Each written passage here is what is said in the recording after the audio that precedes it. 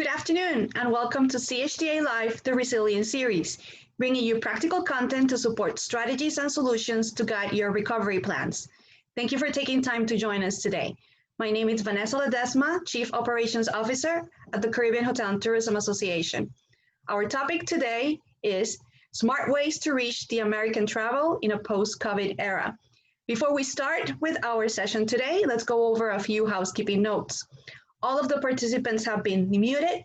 You're encouraged to submit your questions exclusively using the Q&A area on your screen. Questions will be addressed at the end of the presentations. Use the chat function exclusively for technical support questions or to communicate with attendees. The on-demand video recording of today's webinar will be available and distributed to all registrants within 48 hours of this presentation. Our session today is scheduled through 3:15 Eastern Standard Time, and we hope that you're able to join us through the end. We take this opportunity to invite you to visit CHTA's COVID Resource Center, where we continue to load information, data, and resources to facilitate readiness, training, and recovery.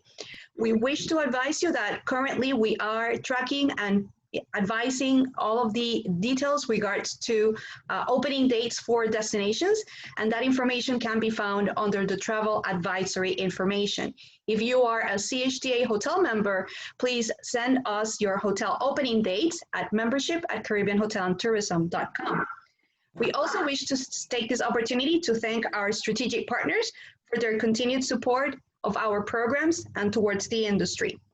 We welcome your comments and takeaways in our social media platforms by using the hashtag CHTA Live on the social platforms that are showing on your screen. We invite you to mark your calendars for next week's webinar, which is, if we go a little bit behind, thank you, Return to the Skies, Emerging Airline Search and Booking Patterns for 2020 and 2021, next Thursday at 2 p.m. Eastern Standard Time. We also wish to remind you to join us on Facebook tomorrow Friday and next Friday for our last two sessions of Liming with Taste, where our Hall of Fame Taste of the Caribbean mixologists join us every week to make wonderful cocktails for all to enjoy. Today's session is very interesting as we all proceed and move in ways of trying to determine how we recover some of the business and look for new ways of finding new travelers and new consumers. Today's presentation will be led by Richard Williams. Richard has been prominent in the Caribbean hotel industry and a passionate CHTA ambassador. He was a past elected officer of CHTA and for many years past chairman of then Caribbean Hotel Association Marketing Committee, during which time both Marketplace and the original Caribbean Gold Book were founded. Richard is the founder of Richard Williams and Associates with offices in the Caribbean, Florida, and New York. The firm provides management, marketing, and developmental services to the hotel, travel, and tourism industries. Richard is currently a director of our Director Emeritus Council and also a past Hotelier of the Year. Richard, thank you so much for joining us today and for taking us through this very exciting discussion. Thank you very much, Vanessa. If we can go to the first slide. Really today, ladies and gentlemen, is all about taking back control. And we say take back control, but take back control from whom and take back control about what? Well, it's really about taking back control of our own destiny. And that effectively in the world of sales and marketing for our hotels, that means taking back control of our distribution. And you're going to hear from a wonderful selection of four very well positioned panelists today who are going to speak in their own different ways about digital marketing, which for many of us in the industry is really uncharted territory. We are all as hoteliers so engaged day to day that we really have little time to address these important issues. And as a result, we're more likely, as many of us do, to depend almost exclusively on OTAs, tour operators, and wholesalers to send us our business. But today's conversation is about finding a new way or an alternative way to speak to our customers and to develop new audiences. So we really want to talk about crafting a space in which we are in control of our own destiny. And in doing so, we seek to engage our present and our past customers, looking as well, of course, for new business in the future. Next slide, please. There are two sides that we're going to look at this from. One is the hotel perspective, and then the other is the consumer perspective. And looking at it through the lens of the hotelier and the hotel marketing executive, there are really three primary essentials that we talk about, although these are probably essentials that apply to almost any business that is in the world of marketing today. The first is engagement. The second is acquisition, and the third is retention.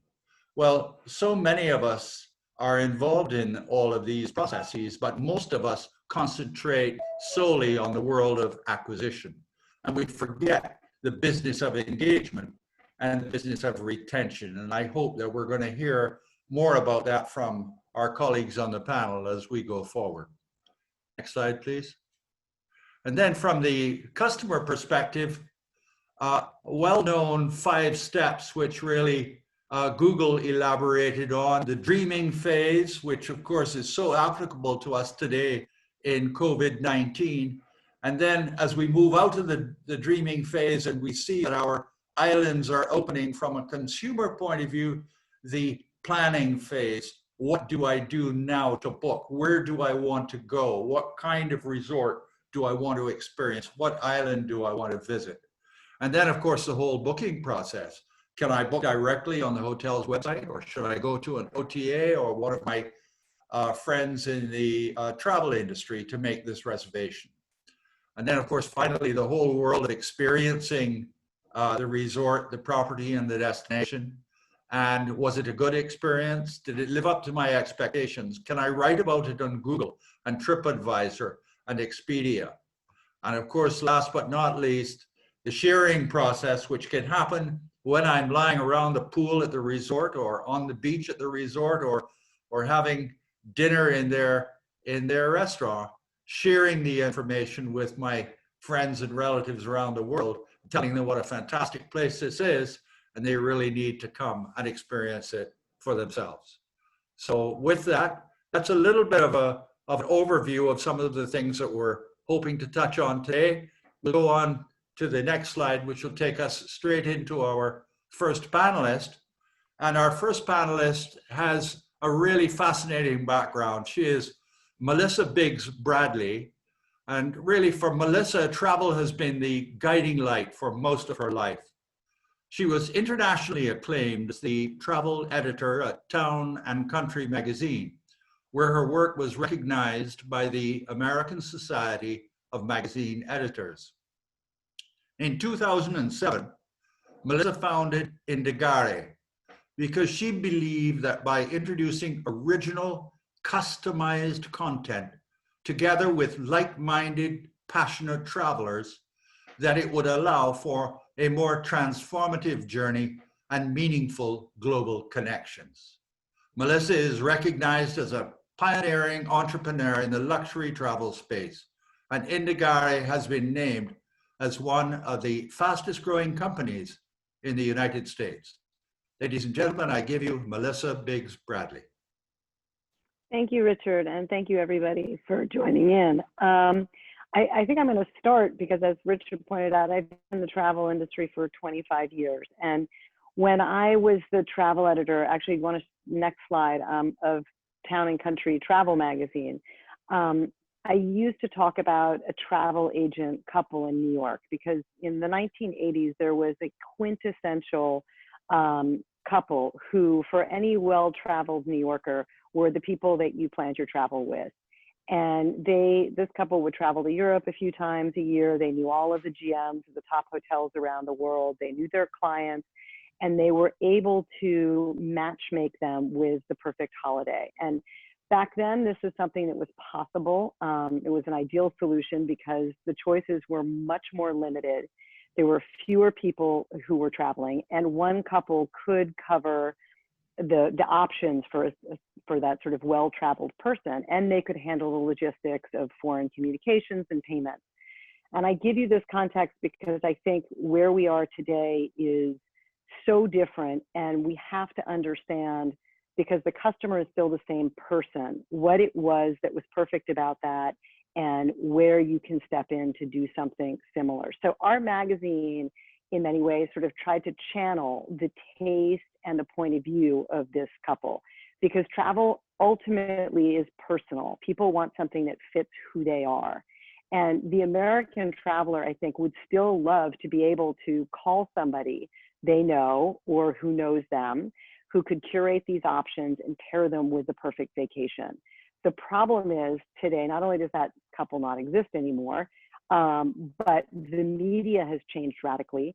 And the American traveler today has been told that they should be able to plan their holiday themselves using the internet. So if you want to go to the next slide,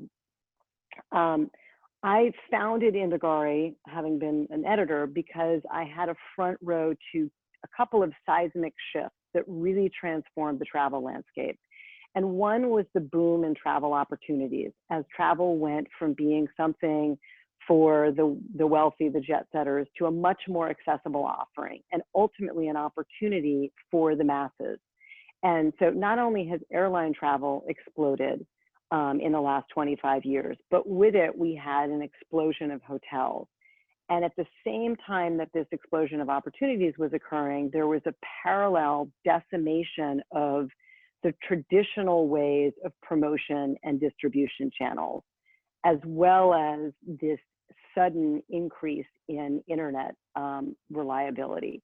So if you go to the next slide, when I first went to the Caribbean in the 1980s with my family, for instance, there were a limited number of hotels, and almost all of those would have been booked by a travel agent who may have learned of the hotel through an article in a glossy magazine or in the Sundays section of the newspaper.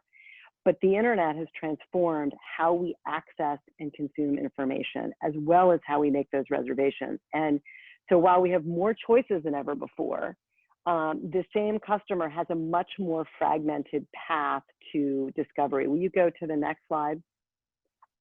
And so there's this fragmented path of discovery and purchase.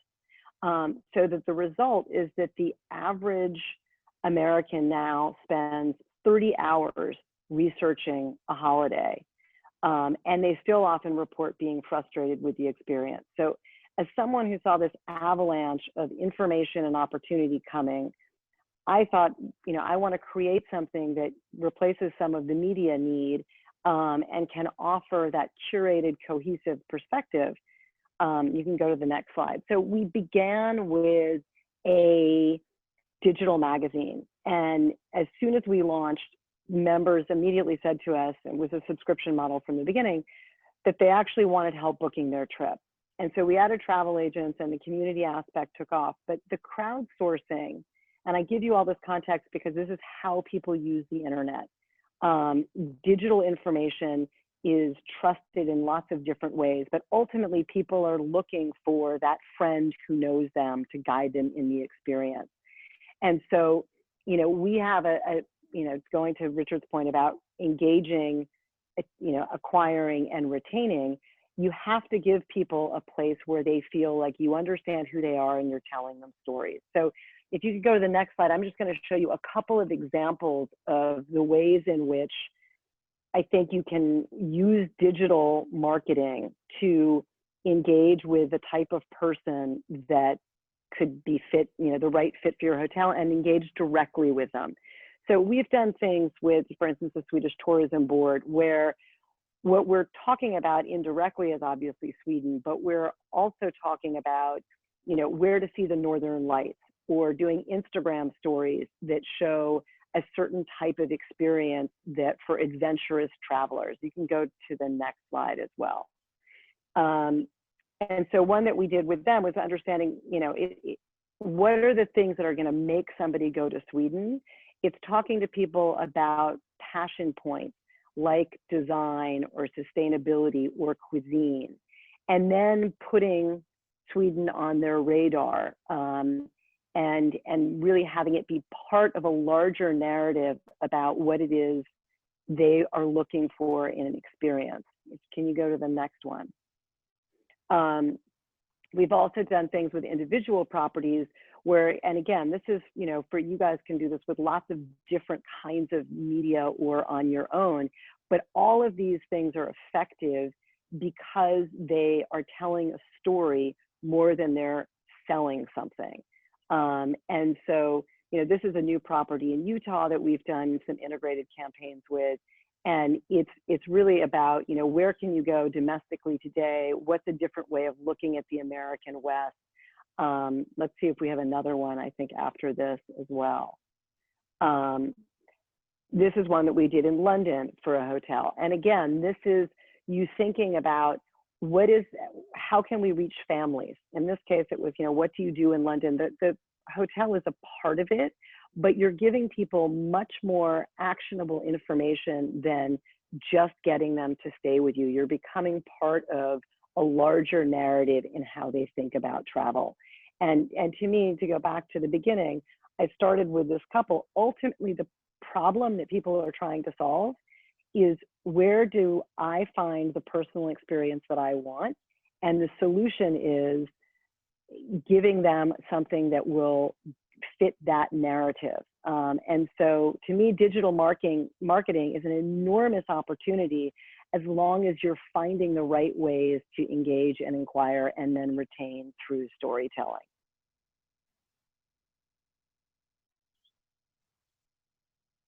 Sorry, it's a last one. Again, this was an Instagram giveaway with another property where, again, it's thinking about how do we tell a story that that puts this place on your radar for being something that will matter in your own personal story, but is told across a larger community.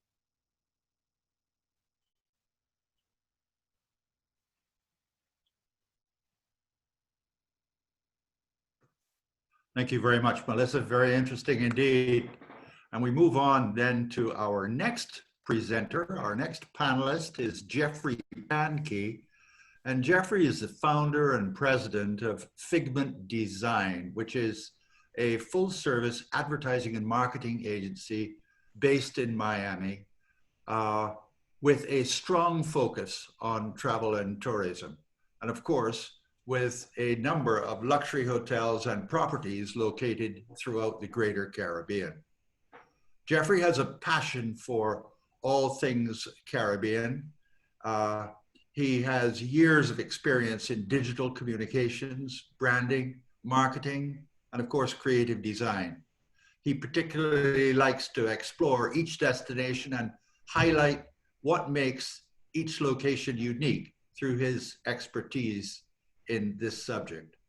Over to you, Jeffrey.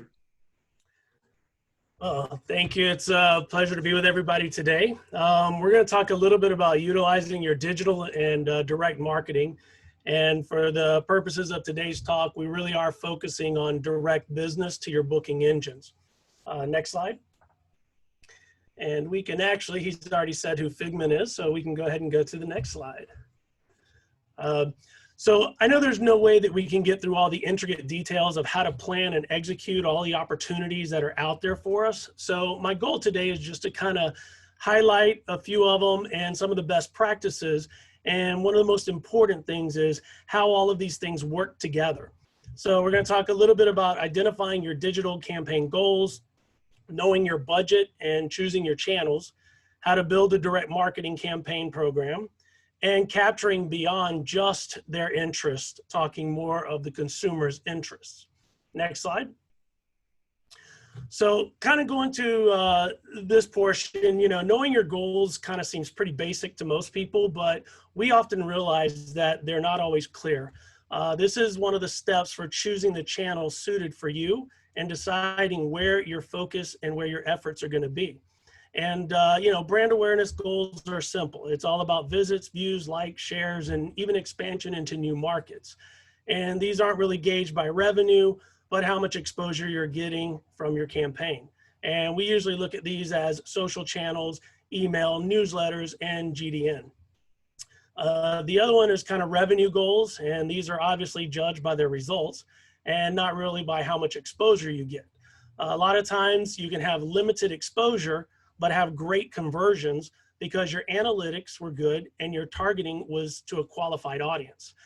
For these, we really target more PPC, email campaigns, social paid ads, and all those work well. And one of the things is knowing the difference. And that's one of the keys, because we often hear people say, oh, I want 100,000 visitors to my site. Well, that's perfectly fine. We can get you 1 million visitors to your site tomorrow, but none of them are going to convert. So make sure that you know what you want and why you want it. Just as a quick idea here on the slide, on the left side, this is all about branding. We're showing pretty pictures. We're just talking. We're offering info and exposure. And on the right side is more of our targeted revenue focused campaigns where you have call to actions. It's focusing on the 20% off, the 4th night free, and being able to drive a consumer to do something and cause a reaction. And one of the things is right now you cannot be silent. You have to make sure that you're staying relevant no matter what you choose to do. And, with that, right now with everything that's coming out, sending out information, offering good information for free is a great idea. Reach potential guests through your database with emails, newsletters, updates, and correspondence. Just don't overdo it. We like to tell people that all the time. You have a database, don't overdo it, because they will remove you if you bombard them. But one of the things that should always be one of your goals, no matter what you're doing, is to always build your database. Your marketing program has a free starting point when you have a good database, especially if you have it separated by travel agent, consumer, return guest, geo-targeted by gateway. So it's very important to always try to capture and build upon your database. Next slide. So this one I let it off with budget, and there's a reason for that. Many people want to keep their budget a secret. And this goes throughout your whole digital, social, your entire campaign.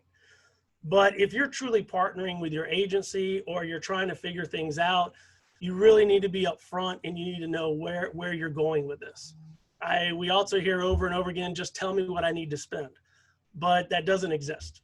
Your budget truly determines if you can be featured in one gateway and one channel, or if you have the ability to go into 2 or 3 gateways and 2 or 3 channels. It also determines if we have enough money to use third-party vendors. So one of the things you have to be willing to do is open up and really know what your budget is going to be so that you can plan efficiently and effectively.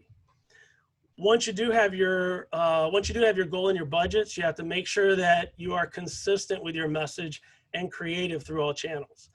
Don't leave room for a disconnect with a consumer who's already, ready to engage with you. We find this more often than we would like to when we're doing our analysis. The client will paste up something in Facebook.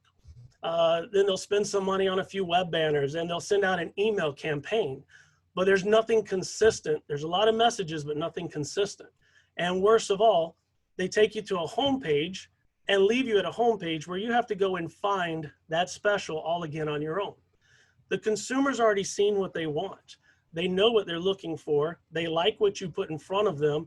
And so there's no reason for you to make them go search for it again. So always keep in mind the buyer's journey, because that is very important. One of the things here on the slide is, this is just a sample of a Facebook ad campaign, an email campaign, and a PPC campaign. All of them talking about last minute escapes, all of them featuring a 15% discount, or, and then once they click on it, it's going to either drive them to a landing page, which is where we're going to collect as much data as we can, or it's going to take them directly to the booking engine, which that also is going to capture all of our data. And so just the consistency throughout all your advertising and where you take them is very important, especially right now. People don't want to be looking for things. Next slide. A direct marketing program has many components to it, and it can be as elaborate as you want it to be. But for now, it's important to think about your low-hanging fruits, especially since everyone is coming out of the gates already after COVID with tons of offers all over social, PPC, and search. there's a lot of competition and it's only going to get more and more.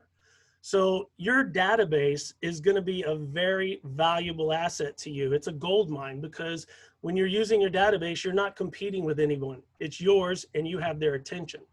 So these are people that have agreed to receive your offers and are interested. And above all, again, it's free for you to market to them. So that should definitely be your first step, is to market to your database. Also, another thing is your social media. Your existing social media ads can be created to entice the viewer to go to a landing page. And on the landing page is, again, where you're going to capture the data. You're going to offer them the opportunity to sign up for offers and things that you're going to be sending out. You know, it's definitely an opportunity that you don't want to miss. And there's plenty of ways to start in every channel, whether it's Facebook, Instagram, all the social media channels. And you'll probably be surprised how quickly your database will grow once you make this one of your priorities. Another thing is your newsletters. You know, you already have your database, so your newsletter is an opportunity to stay on top of mind for your database. Don't slam them with a bunch of offers and junk mail, and don't make them regret giving you their email. That is so important. Be selective in what you're sending and how often you're sending. You know, your newsletter is something where, you know, you want to give them new updates about the resort, you know, feature your new restaurant, show them your new opening dates, tell them what your COVID standards are for that, where they feel safe when they're coming back. You know, and it's okay to throw an offer down at the bottom, but just remember, it's a newsletter. So be discreet and subtle with your offers. You know, and one of the last things on how to build your database is, you know, maybe you don't have a good database and you don't know how to build one. Third-party email campaigns are great. It's a great place to begin. You know, we have a lot of people and a lot of travel industry companies out there that try to help us reach our target audience. Where else can you reach 15,000 to 50,000 consumers that are interested in travel and looking for a place to go? Now all you have to do is just make sure that your email is creative and enticing enough to get them to provide you an email so that you can add them to your database and send out to them later on. And yeah, that does take strategy, but it's worth the strategy. Just to give you an example, we have some clients that have over 20,000 email subscribers on their list, and these are small properties. But when we come, you know, we can sometimes close up a revenue gap, and we can even close it up month and month just by sending out an offer to our database, and we'll close up that gap. So it's really important to focus on your database, and you're really going to be finding out later on that that's going to be a good asset for you. Next slide. So just getting into a little bit of the analytics and the data collection, it's really true. Garbage in is garbage out.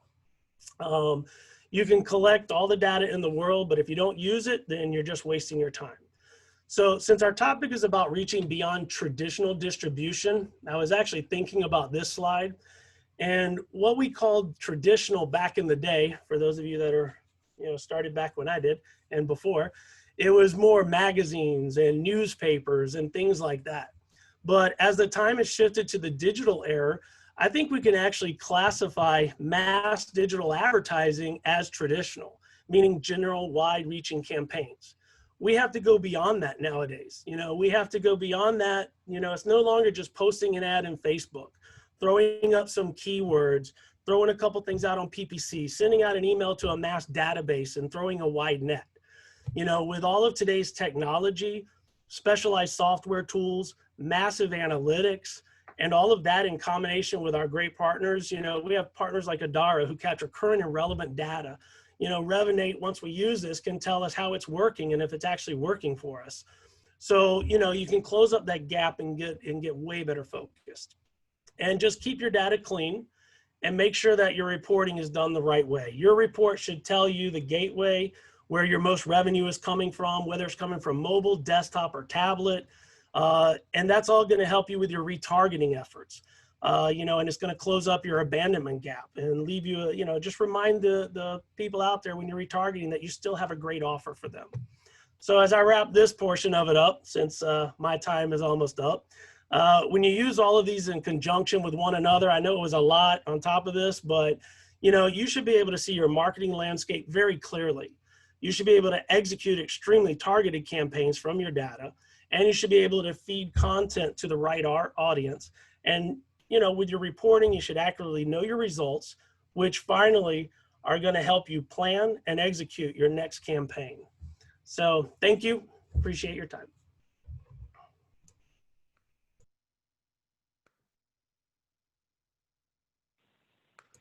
Don't tell me I was on mute this whole time.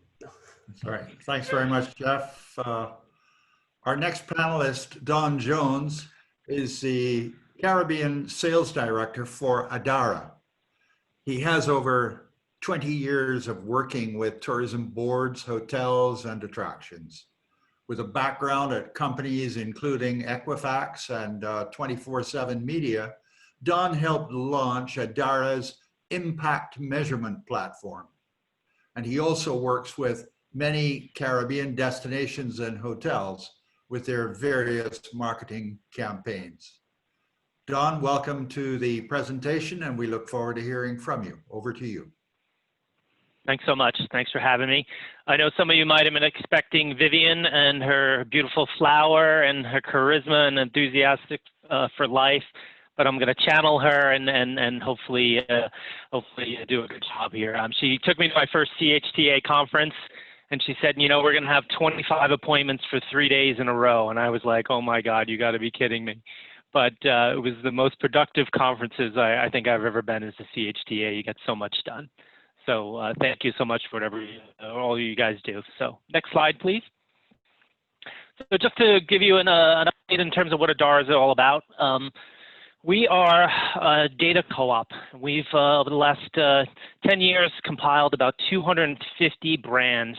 And what this means is that we have direct access to the booking data and search data of these brands. We know exactly when someone's on American Airlines searching for Aruba, when they actually book, how many people traveled, in a variety of data points. We also have other data points in terms of open table and also event that we just added, Ticketmaster and Live Nation. So we're the only company that's really acquired this much data, and we're utilizing it for a variety of purposes for the industry. So next slide.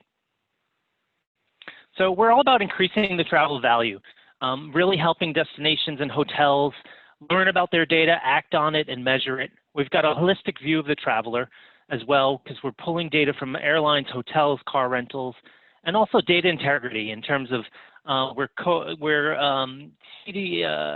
California legislation compliant, and also the other legislations as well. And so we've been helping hotels and destinations get in front of this COVID situation in terms of giving them access to data, and that would be the next slide. So I just wanted to share some data we do have on the Caribbean. We do have this for a particular island, so reach out to myself or Vivian if you're interested in learning more about it. But the key in this chart here is really the red bars. And it just shows that come April 31st, the bars are starting to get smaller, and that is a % change compared to last year. So as we go into the later part of the summer and fall, the indication is that things are starting to improve. The search bar is going down. That's just the nature of that. We just don't have data that far out for people searching. But the real indication is that there is light at the end of the tunnel, that things are starting to improve and people are starting to search for that kind of after into September and going forward. Next slide. So I really wanted to give you some best practices and some points that Vivian really wanted to share, and how it can help drive bookings and for everybody. You know, this is a new world. Traditional marketing approaches are no longer going to work. The standard way of you've been doing stuff is going to be out the door. You got to think out of the box now. There's flight routes are being canceled, connection routes are being canceled. There's a lot of different data sources out there, data partners. So you really need to start in this post-COVID world thinking differently.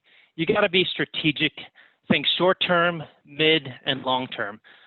You know, your short-term strategy might need to be now is more awareness and education about the destination, your hotels, and leading to more sustainable kind of strategy in the long term. You really need to monitor your key markets and emerging markets. For example, here in the U.S., the southern markets are opening up a lot sooner than New York City.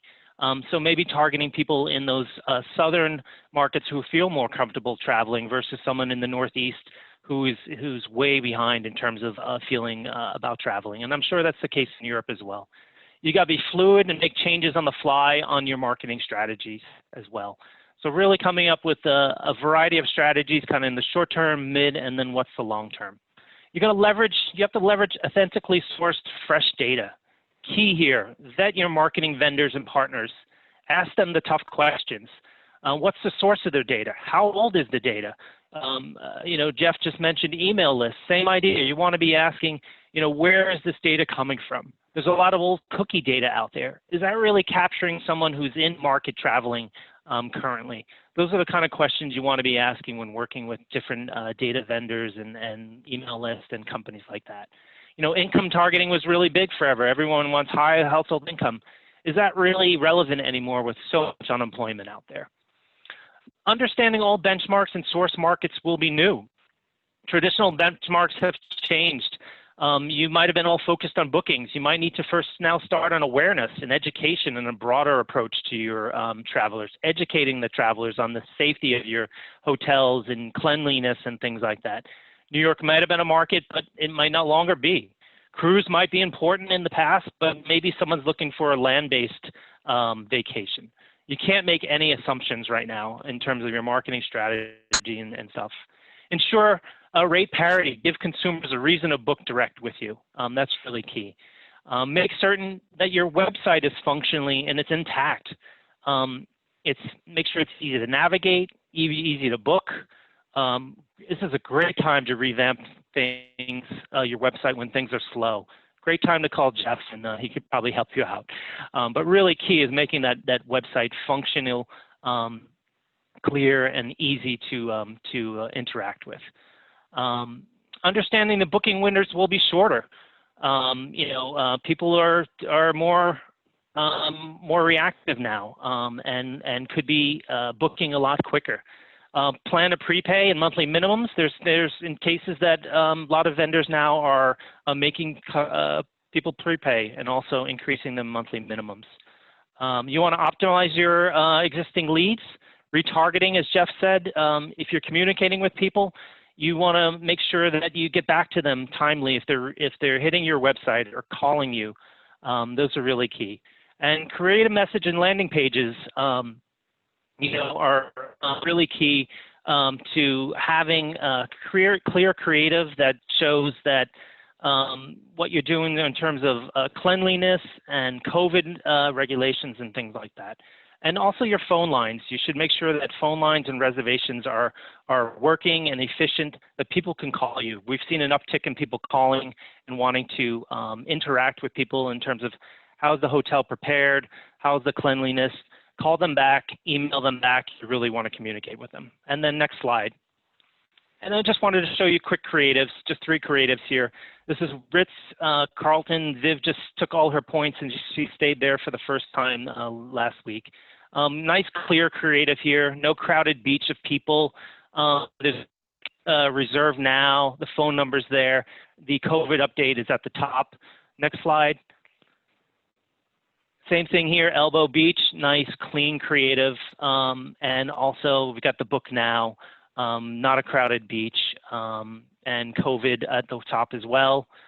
The next one, same idea, real simple here, and then the next one, in terms of Destin here, book now, the COVID update at the top, and real informative there. So thank you so much, and I'll turn it back over to Richard.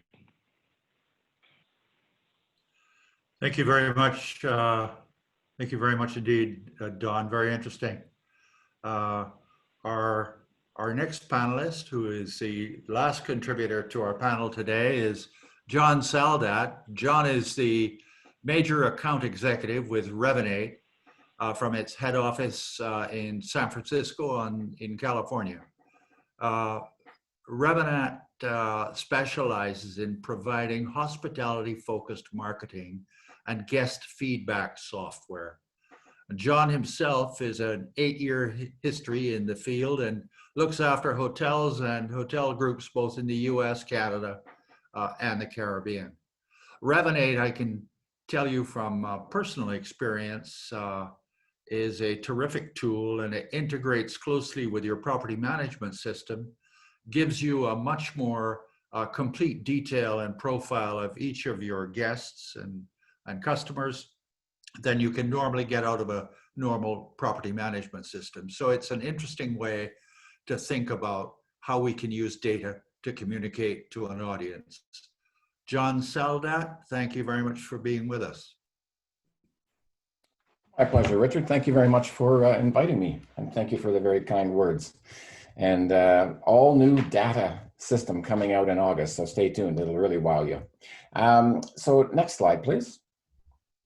What we've done at Revinate, because we are completely hospitality focused, is we decided to partner with Google, and we've done a survey of over 10,000 travelers, focusing on 9 countries, a big portion being in the United States. And what we found is one of the real statistics jumping off the page was repeat visits. People are a little hesitant now, is it going to be safe to travel and whatnot? So repeat visits, going back to something that's familiar, similar to what Don had just shown with, images of uncrowded beaches and really just a safety thing. And what are we doing with COVID? Next page, please. So, if you could just click through, that would be great. Thank you. So what we've done is we've actually created a recovery guide that we've been sharing with anybody who wants it, not just for our customers, but anybody globally. And if you could just hit one more again, and thank you very much. So we've got 5 factors that we are recommending to hotels. The first is to nurture your guests. Be in communication, much like my co-panelists have said. Don't be invisible. Make sure that you're reaching out to your guests. Even if it's doing things such as reminding them that they, you can't wait to see them again, a gift certificate for future use so that you can up your cash flow as well. And starting to use the insights and the guest preferences that some of the others had mentioned as well, so that you can send a specific message segmenting that's more meaningful to people. And you'll see a few examples as we go along here, because you want to stand out from the noise. It's effectively every hotel is at the starting line, itching to get back at it. So with that in mind, looking under the compete bar or compete purple area, you can see that we're also recommending not just to come back and see us now, but also looking towards the end of the year, filling the entire pipeline for yourself.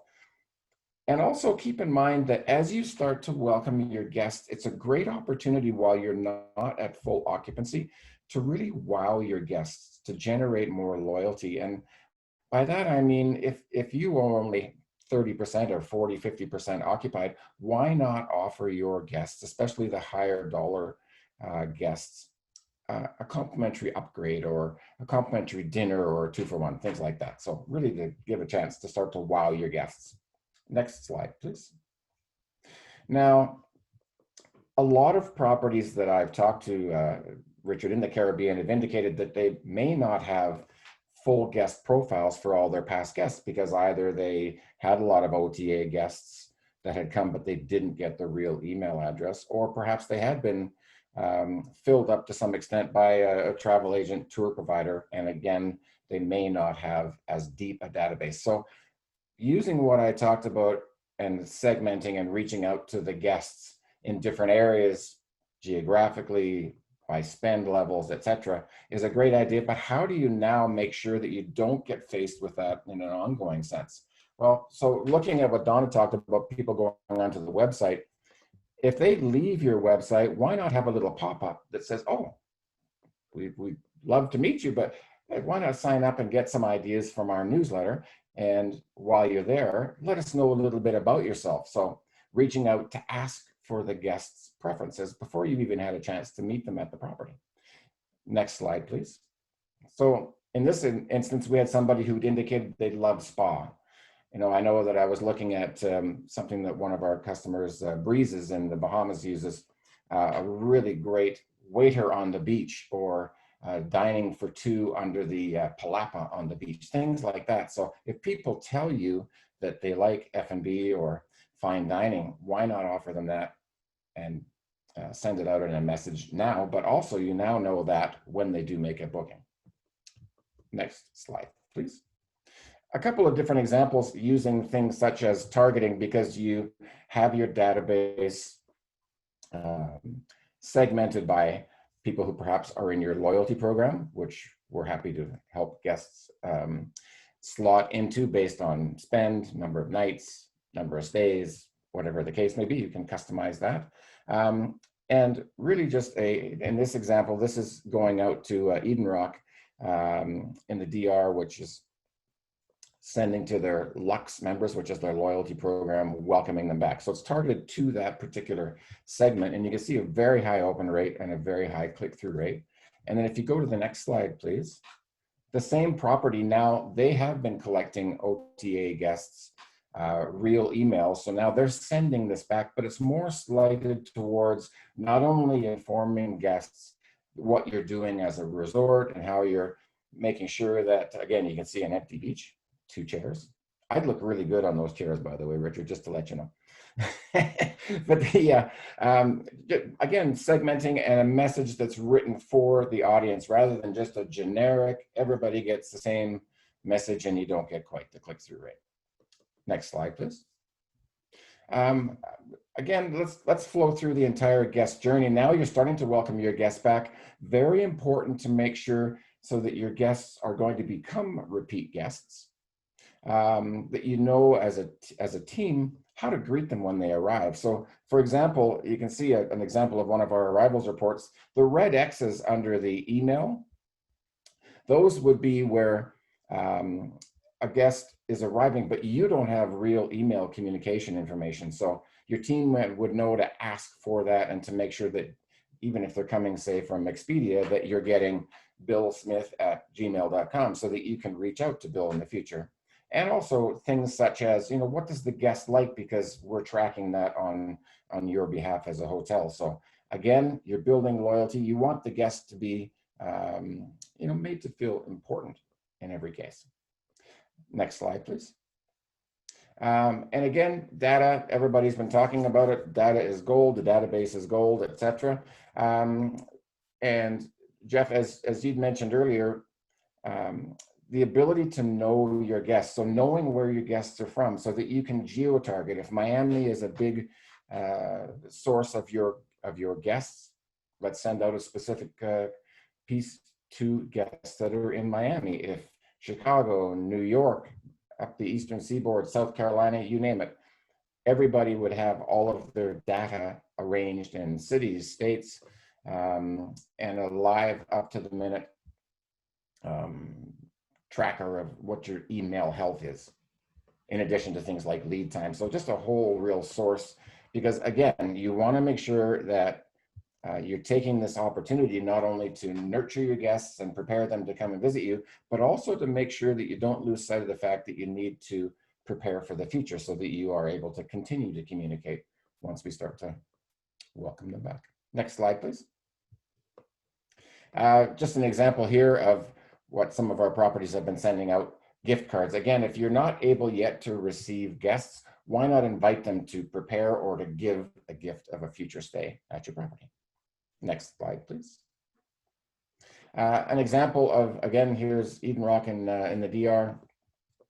Just some of the different examples of communication, all fully automated, all dynamic, so that you're communicating with your guest. A different message will go out to somebody who's gold tier VIP guest who stayed with you 10 times and has spent $15,000 versus a first-time guest that you've never had the pleasure of welcoming. Next slide, please. And if you can click that 2 more times, just a few examples again of how important your database is and how important it is for to get the ability to, in this case, geo-target. We talked about that, as well as sending specific offers to guests based on things like their VIP tiers, which we track automatically. But very, very important. Again, you want your guests to really feel important and to make sure that they think you're addressing them individually every time they receive something from you. Next slide, please. Again, just examples of some of the VIP tiering that can be done so that you can perhaps offer special offers to your guests that are big spenders. You want them back as often as possible, especially right now. Next slide. And I just wanted to finish by just talking about the ability to really geo-target, to really hyper-segment, if you will, sending out different messages to your guests, whether it be automated birthday specials that you're sending, whether it be, an example right now, Noble House hotels in North America are sending out an invitation for guests because they haven't received too many lately. So they're sending out an invitation to guests that have given a good NPS score on their survey but haven't yet posted on TripAdvisor or Google as far as a review. So create a little bit of traffic. Of course, we all know that quality as well as quantity in TripAdvisor, for example, can really help elevate your ranking. So all the data really ties together. There's so many different ways that you can send out special messages to your guests, whether it be now to try to create the traffic and stand out from the crowd, or whether it be just on an ongoing basis to make sure that you are creating as much loyalty as possible. And with that, I say, Richard and all, thank you very much for letting me join you. Fanny? Yes, we would like to ask anybody that you can submit your questions using the Q&A section on your screen. These will be recorded, and we have an excellent panel here that can provide any further insights or clarification on the information that was presented. Perhaps while they're doing that, Vanessa, if I could jump in and just ask a question or two myself, just to kind of have an exchange going with our panelists. Melissa, in building your business and reaching out to your customer base, which you grew obviously from 0 in 2007, what do you think was the most important thing that you did in growing that to really kind of manicure it? And was it content on the one hand? Was it frequency of communication? Or did you just have an inside track to a good database? No, I think that it's some of the points that everybody else has touched on. And part of that is storytelling. A lot of it is listening to the customer and figuring out ways to have, and there are lots of innovative ways to do that. Obviously, the data can tell one story, surveys can tell another story. Using your content to generate responses so you can get feedback. But I mean, really, the thing that intrigued me the most about the internet in leaving traditional media and in magazines was that I wanted to have a conversation with the customer as opposed to just publishing something and never hearing from them. And the internet, whether it's in social media or having a digital magazine, allows you to have much more constant feedback. And as I said, there's lots of different ways of doing that. But polling people, we just did a traveler survey sentiment that went out to our entire community, asking when they think they want to travel, what are the conditions that they need before they get back on the road, how will they travel, where will they most likely go. And I think it's really important today that your customer feels heard, and then you respond by telling the stories that they want to hear. So I think there's lots of different ways. Certainly from a hotel's perspective, it's training your team, however that person walks into the hotel, not just to get an email address, but try and figure out what you can about that person while they're there, and then use that to feed your profiles in your database so that you can start to recognize patterns and realize, hey, we didn't realize that this hotel is actually seen as a family hotel, or we didn't realize that we are attracting honeymooners, but by talking to people, we're starting to see patterns. We can develop stories or experiences around those conversations. So I think feedback, however you can get it, is just essential to being close to the heart of the consumer today, and then using that information once you get it to adapt your product offerings and your marketing or storytelling. Fascinating. Fascinating. And then, John, tell us from Revinate's point of view, what would, in your experience, the average resort hotel, perhaps either in the Caribbean or elsewhere, what would you consider the percentage of repeat guests might likely be in an optimal Richard, situation? big variance. I mean, something like a Caribbean resort would have a higher repeat guest number than, say, a resort by the airport in San Francisco, which is mostly transient coming through. But typically, we're seeing repeat guests that can go into the Caribbean as high as 60, 70% easily. In other areas across the board, the typical repeat guest. Now, again, it's a matter of data. Do you have the data to know that you have a repeat guest? So for example, if you've had a guest who stayed once in the direct channel, but also another time, say in Expedia, another time in booking.com, do you know that that guest has had 3 stays? I mean, obviously using a CRM can help, but a lot of times it's really important for the guest to be recognized as a multiple repeat guest versus so it's really hard to know whether data is accurate. But across the board, you typically would see a low range in the single digits to low teens and a high range in the 60s to 70s and virtually everything in between. Wow, that's quite a spectrum. Jeffrey, what do you do as an agency to help a hotel specifically target customers that have been there before, and how does the messaging vary?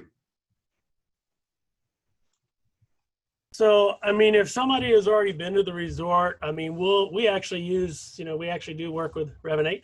And so putting out a message and trying to retarget them directly and offer them to come back. Sometimes it's, like in these times right now, sending something and saying, hey, we'd love to have you back, and giving them a special return offer, something that, that's not actually being sent out there and it's being publicized.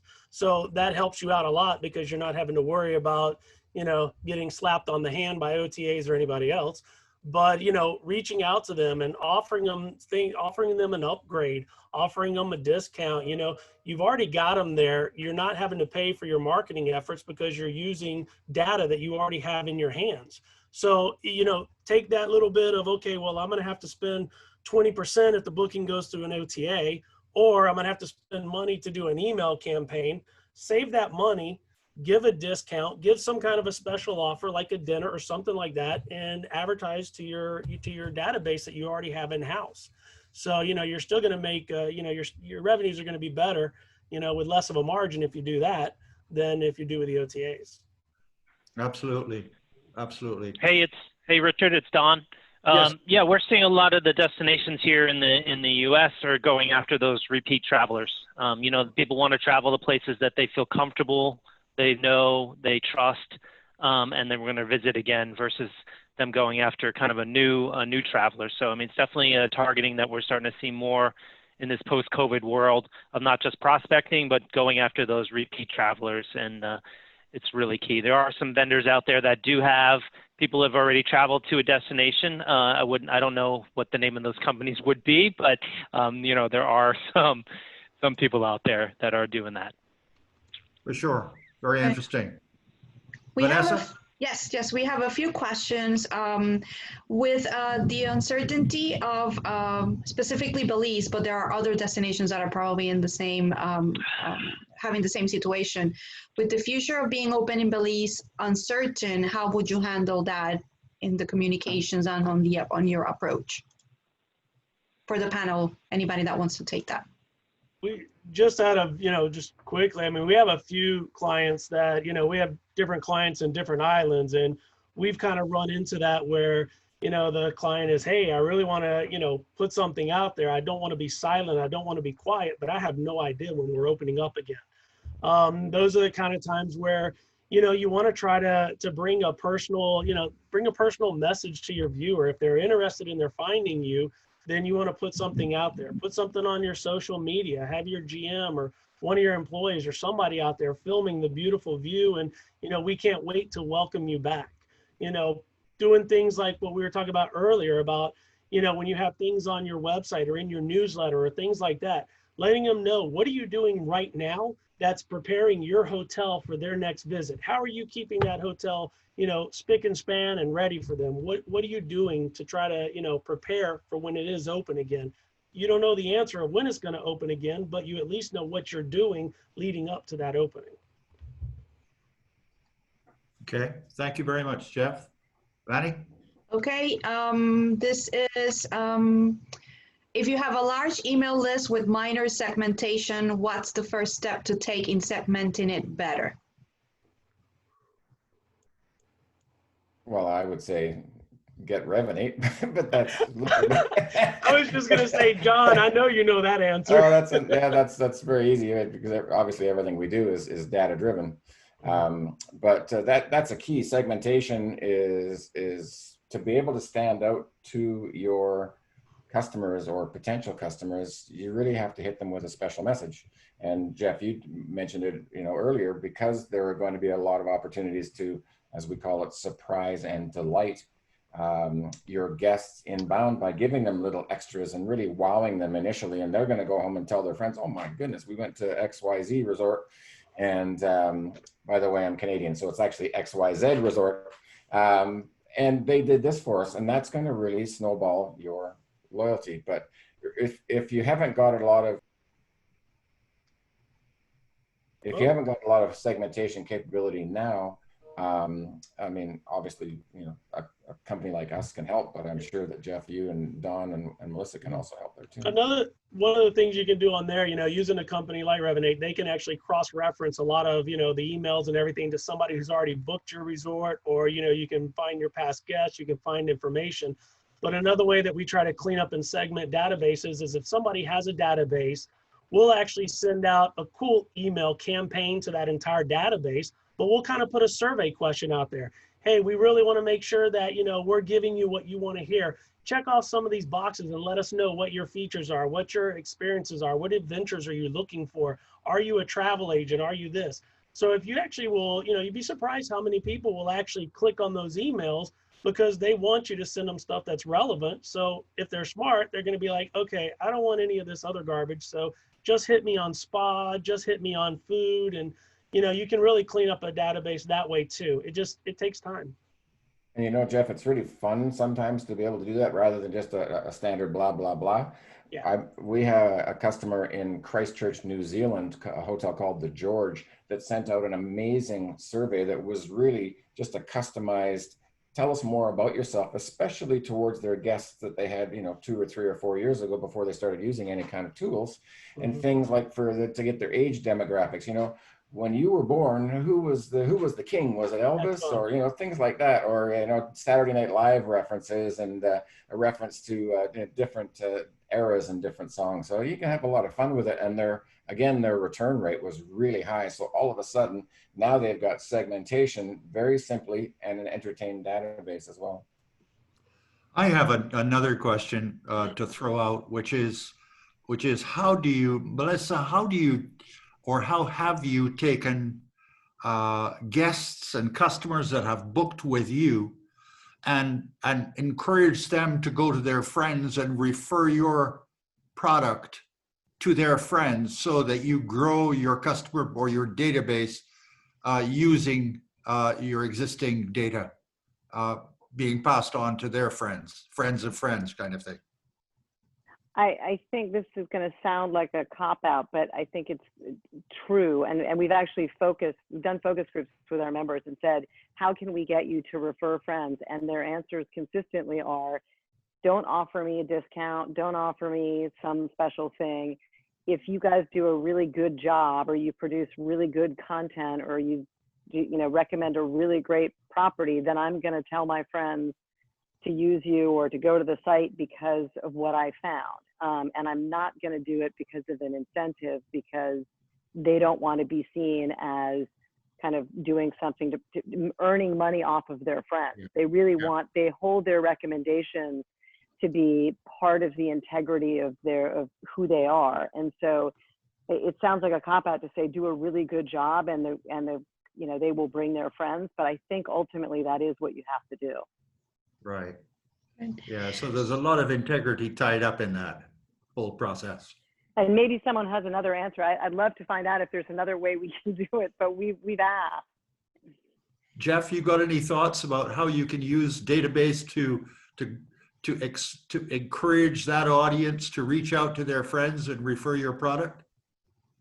Jeff? You know, I mean, there's always, you know, the friends and family discounts where, you know, I mean, we do things here and there where we do a friends and family discount where it's, you know, we've done a couple things where it's for couples getaways, you know, bring a couple and you get 50% off of your deal and they get 15 and stuff like that. So there's a lot of creative ways. You just have to kind of think about it. It all depends too on, you know, what you have to offer at the resort. Every resort is a little bit different.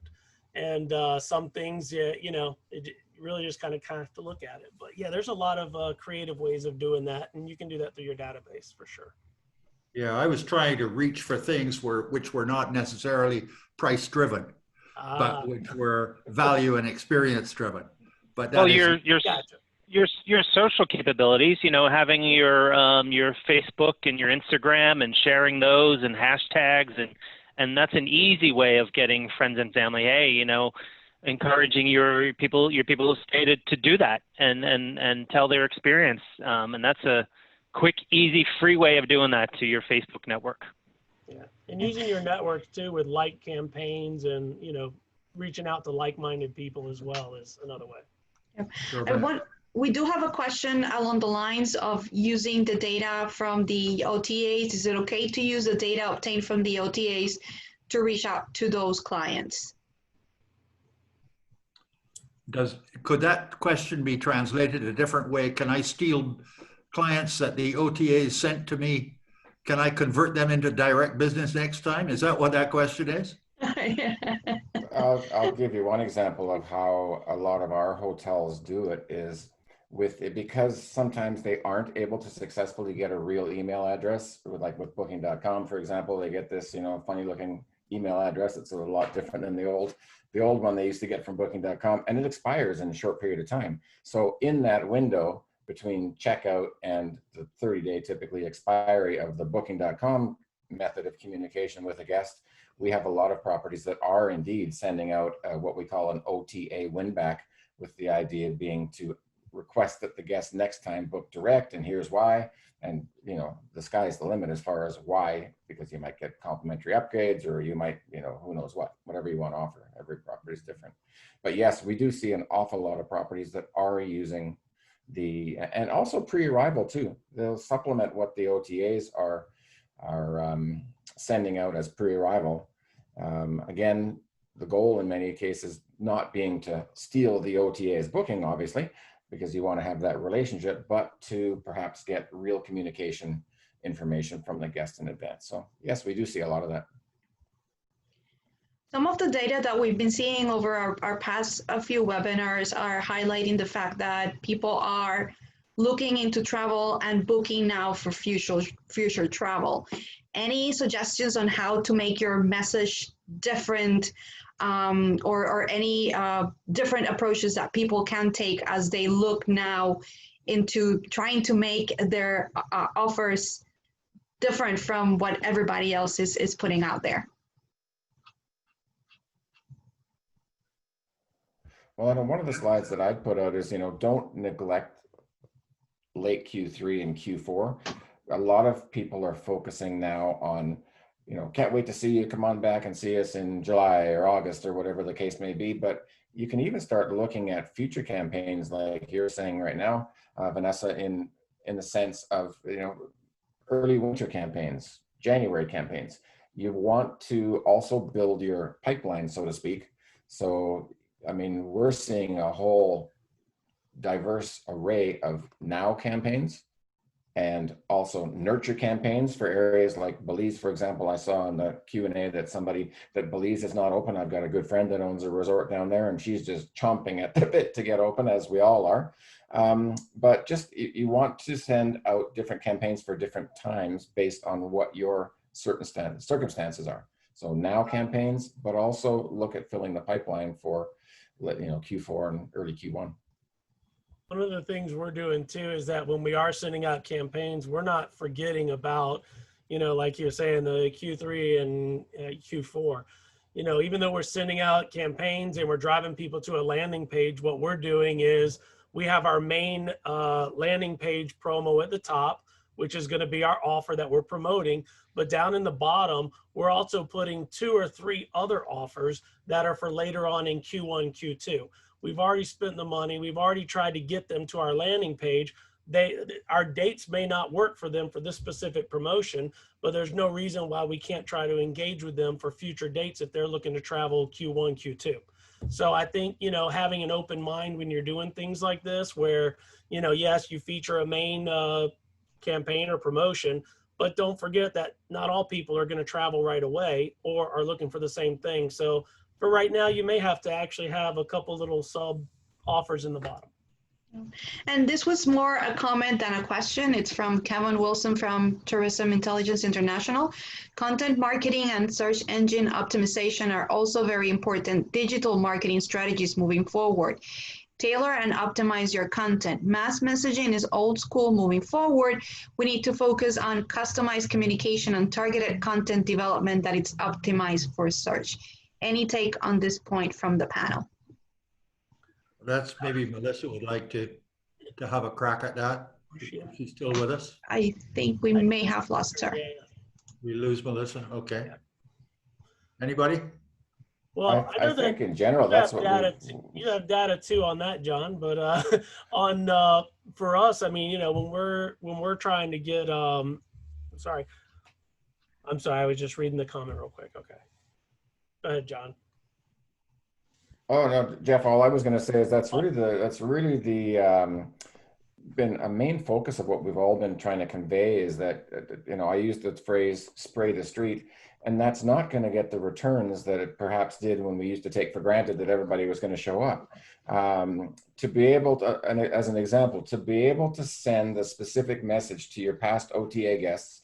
If you've had the fortune to be able to compile those, know that the rate code was, you know, EXP or whatever it might have been, and send them a specific message inviting them back direct, because with all of us experiencing a cash crunch due to lack of guests for the last little while, it's going to be really important to bring as much of your guests back, segmenting to bring them back directly so that you're going to get all of the revenue rather than 80% or 75% or whatever that is. So Kevin, I think you hit it right on the head. That's so key to be able to reach out to your guests in a way that makes them feel that it's coming just for them.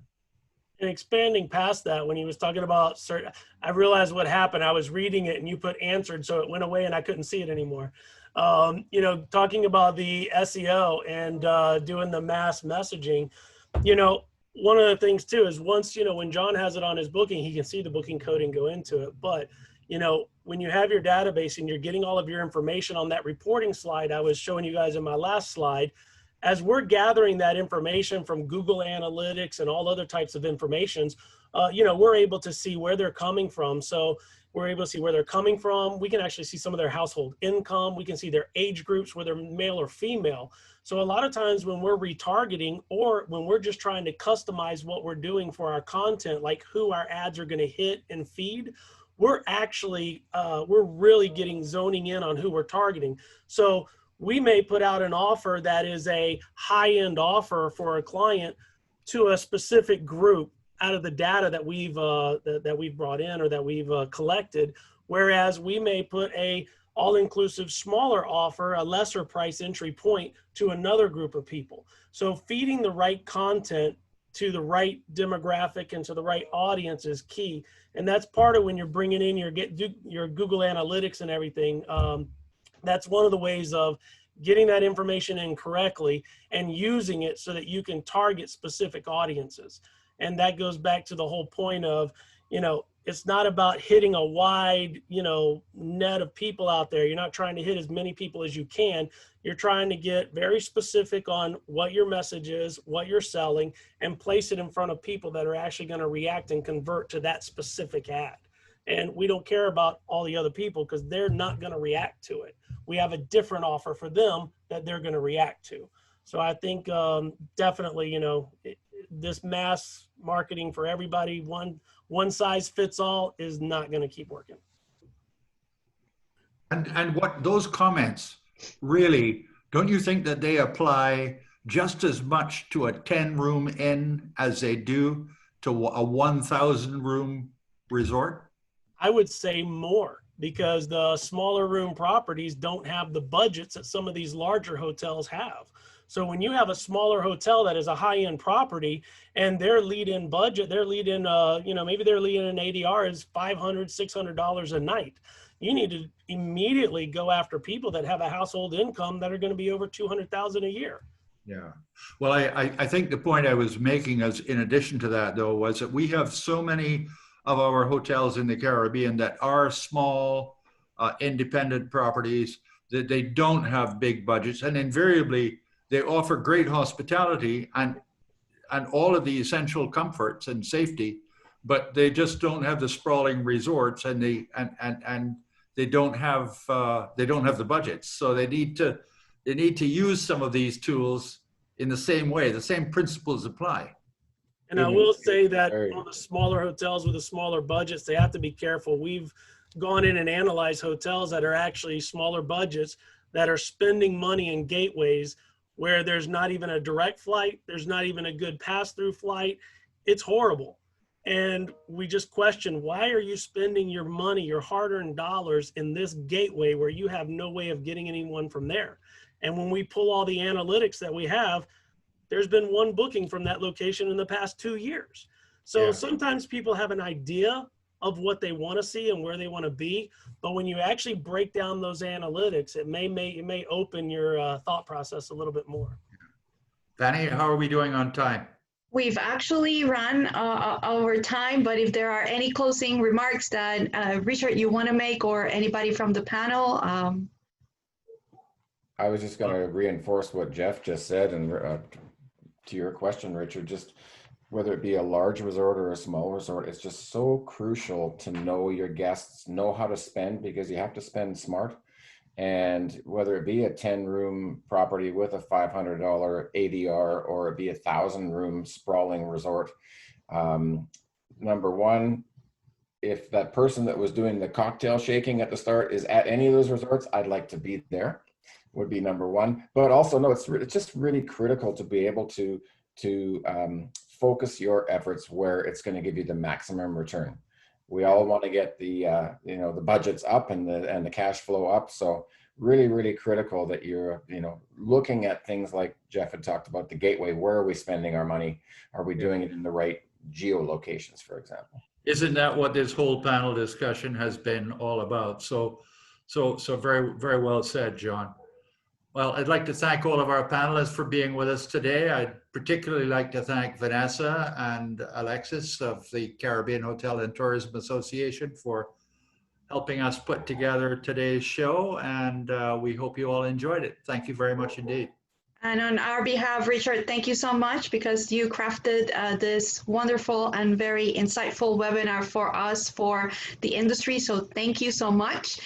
We saw a few notes, questions regarding protocols, guidelines, information regarding masks, and some of the requirements that are now taking place at destinations. I just want to reference that we will be launching the regional health and safety guidelines early next week. And along with that, there will be a series of specific webinars that will go over all of those specific health and safety guidelines. And we will make sure that in the information that we distribute, that we address some of those basic questions that are being asked there. As a reminder, the video recording of this webinar will be distributed to all registrants within the next 48 hours, and it will also be available for download at the CHTA website. Our next webinar on the CHTA Live Resilience Series is next week, Thursday at 2 p.m. Return to the Skies, Emerging Airline Search and Booking Patterns for 2020 and 2021. If you are interested in receiving all of our communication, I invite you to join our mailing list by communicating with us at membership@CaribbeanHotelAndTourism.com. And please share your takeaways, suggestions, comments, anything that you learned from today's webinar by using the hashtag CHTA Live. We thank you for taking time to join us today, and we hope to see you next week.